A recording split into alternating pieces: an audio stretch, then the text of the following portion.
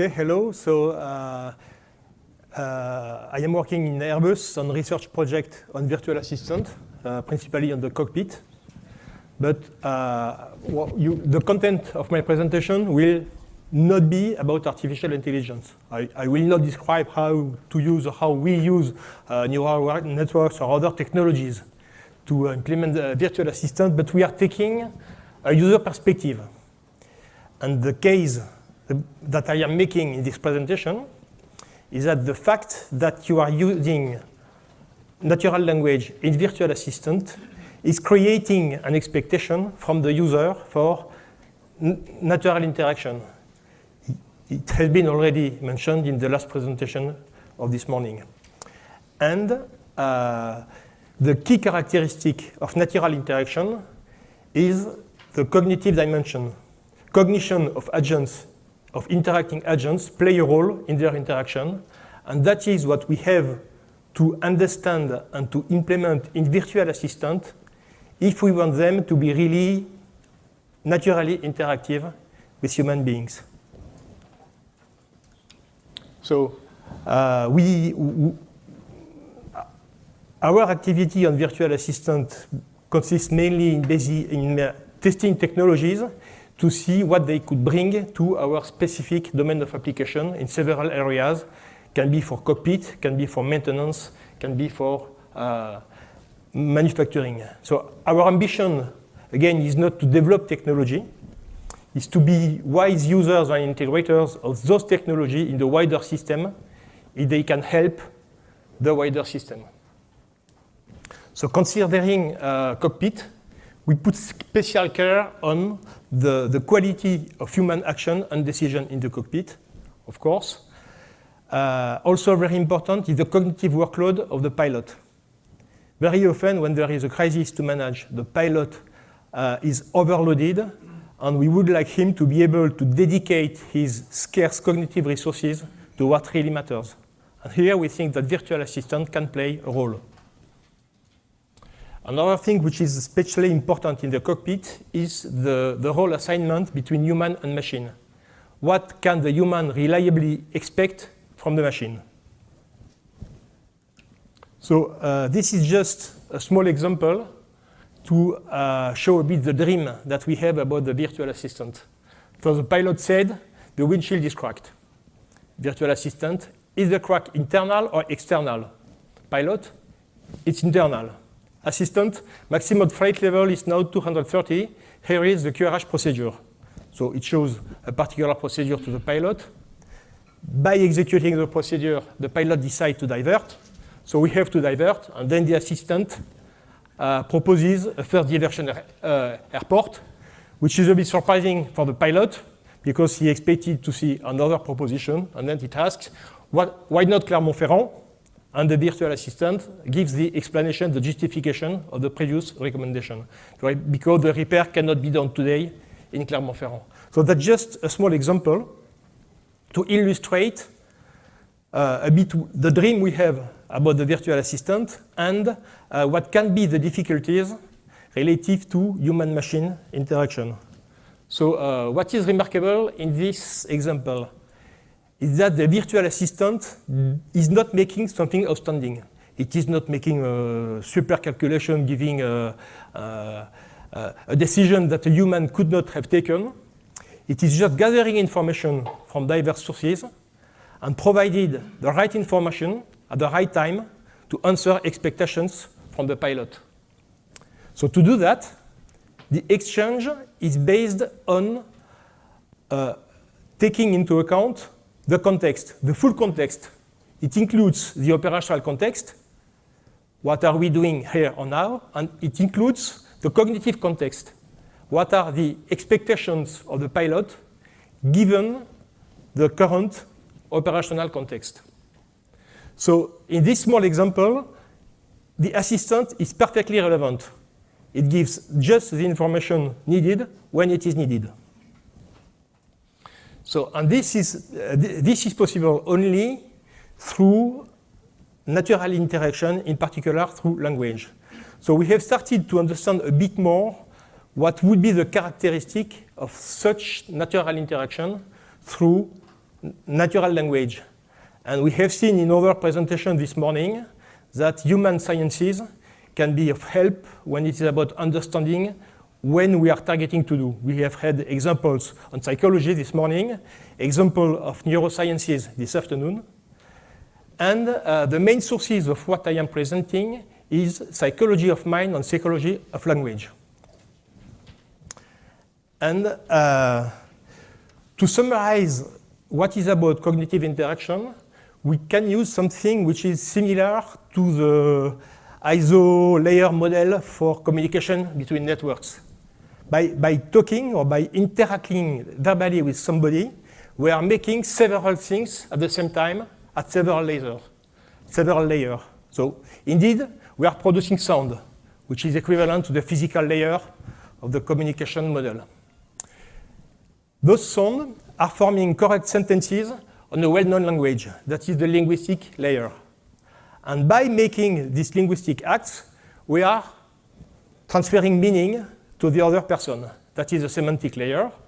And by transferring meaning, we are acting of what we call the cognitive context. The cognitive context is all what the agent are openly supposed to know and to intend. It is what I know that you know, and what I know that you intend, and so on. This is what we call the pragmatic layer. At the upper level, both agents are making something together, and what they are making requires what they are doing at the other 4 layers. So to be a bit more specific on this model, what happened, or what we could imagine that happened in the cognition of each agent during the exchange. So if we start from the source, from the speaker, suppose that he's a pilot and he's just aware that they are flying toward birds. So he gets aware that to continue flying safely, the co-pilot has to know that they are going towards birds. So from that, he derives cognitive intentions, which are to act on the cognitive attitude of the co-pilot, at least on 2 dimensions. First, making the co-pilot know that there are birds, and making carrying his attention on those birds. So he translates that in several levels of lower level intention, up to the point where he says birds. And then the co-pilot understands that, decodes that as being part of a known language, understand that the co-pilot wants to warn him about the presence of birds. And then because he trusts the co-pilot, he adds the information, there are birds, in their cognitive context, and takes the relevant action, which could be in particular to monitor specifically the thrust of the engines, because there is a risk at this level. So what is important to notice here is that for the communication to be successful, both agents must develop specific cognitive capabilities at those 5 levels. And this model, we use it to build or to structure the requirements we have when designing a virtual assistant. We use it to structure our requirements regarding the performance of the interaction between the man and the machine. So now, to implement fully this model of natural communication that is typically applied between humans, but that we want to apply also between a human user and a virtual assistant, what is missing or what are the challenges for today's technology as we perceive it today? Maybe some of you have already solved this kind of problem, but okay, I would be very happy to know that. First, the capability of the system to evaluate and maximize the relevance of the utterance it makes, and to understand the utterance of the other according to maximization relevance criteria.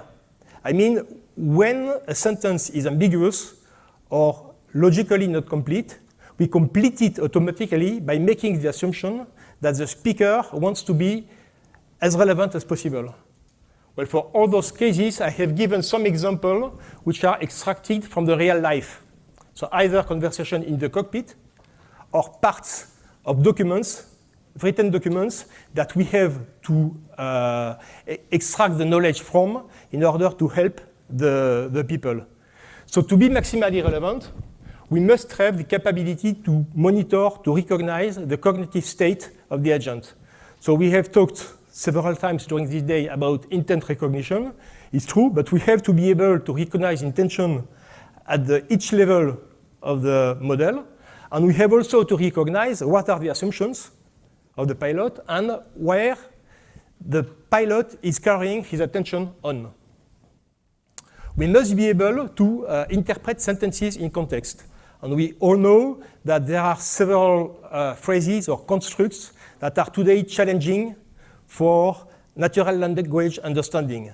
Well, sentences that are not sentences, for example, using pronouns. If I say, look at this, you will look here, you will understand what I am doing, but the sentence itself does not carry the reference to what I want you to put your attention on. Even just determined articles are not always easy to understand. For example, in a procedure, you can have, if the fault continues, do that. So what the fault is referring to. We need here to understand the context and what we are doing together to give a reference to that. The interpretation in context supports robust conversation capabilities. That is very important for virtual assistant. For our human conversation, we have put in place strategies and protocols in order to correct or to restore the integrity of failed exchanges. For example, and that again is a sentence is a cockpit between the pilot and an air traffic controller. We expect to vacate via Whiskey 4, not Whiskey 4, Bravo 4, Bravo 3. Okay, this kind of sentence must be clearly understood by the machine as, well, the actual information is this one. Another example, captain said, set speed 195. First officer 1, captain 95. And here we see perfectly the efficiency of the protocol we are able to implement to ensure the reliability of the conversation. Other capability, the capability to manage meta-representations. So I have given this example. The captain should check frequently that all crew members know exactly their assigned positions and their specific duties. So the goal of the action, which is prescribed to the captain here, is to make other people know something. So we need to be able to represent how the world is represented by somebody else. I have put this example for the fun. It is a perfect example of what is called in philosophy the intentional stance, which is that we tend naturally to assign intentions and cognitive states even to machine. The computer assumes that the aircraft will fly directly between two waypoints. Okay, and on top of that, matching the higher layer of our model, the virtual assistant must be able to plan what I have called cognitive or second-order actions. Action to act on the intention on the partner to do something. Okay, I think I'm short in time, so So just a very short view on what is our long-term roadmap on the subject of cognitive assistant. What we are trying to do now is what we call librarians. So you ask a question to the system, and it gives the relevant part of the document. After, the level above will be the advisor, the document which actually unreliable, and reliability is a very important point for critical tasks, the capability to answer questions, which suppose a step higher in the capability to extract and validate knowledge from documents. The step after would be the guide, and the example I have given at the beginning would be typically at this level of performance, where the system is able to guide step by step a pilot or an operator in the execution of a procedure or in solving a problem. For example, deciding where I will divert if I have a failure. The level above is what we call the coach. So the capability of the system not only to guide the user through the execution of the procedure, but also to monitor the user and to correct him when he is not actually applying the procedure. And the upper level step would be the partner, the virtual agent, which actually collaborate with the pilot by taking itself some part of the job. So to conclude, if there is only, I would say, one information to retain from this presentation, and you will not be surprised by that, because again, it has been mentioned at least 2 times in the other presentations today, is that the specificity of the interaction that we expect between human and virtual assistant is cognitive interaction. And one of the main enablers of cognitive interaction is the capability of the assistant to represent and to reason about the cognitive attitude of the user regarding the particular task. What has been called in the last presentation this morning, displaying the mind reading capability. And this is mandatory not only to ensure collaboration, not only to ensure empathy, it has been mentioned, but just to speak, to normally speak, you have to manage the cognitive state of who you are speaking to. Okay, that's all for my presentation. Maybe time for